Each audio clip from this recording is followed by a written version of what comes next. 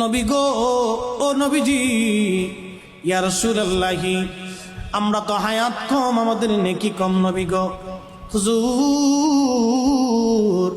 এখন আমরা যদি কি মেহশরের মাঠে উপনীত হই, তাহলে আমাদের উপায় কি হবে? আগের জমানার উম্মতের অনেক হায়াত পাইতো, অনেক নেকি করত। এখনকার জমানার উম্মতের আমরা হায়াত কম পাই, নেকি কম হয়। আগের জমানার উম্মতের পিছনে পড়ে যাব। আল্লাহর নবী খুব চিন্তায় পেরেশানির মধ্যে পড়ে গেলেন। কথা তো সত্য, কপালে ভাঁজ পড়ে গেল, চিন্তা এসে গেল।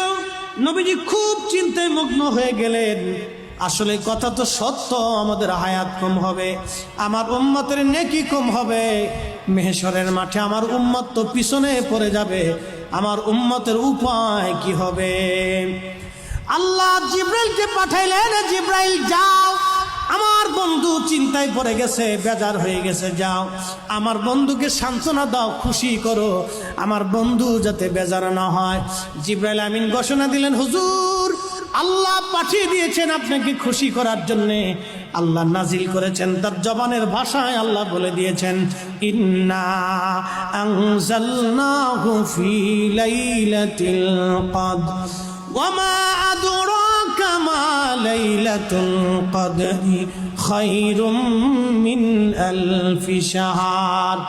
হুজুর, আমি আল্লাহ পাক এই কোরআনকে লাইলাতুল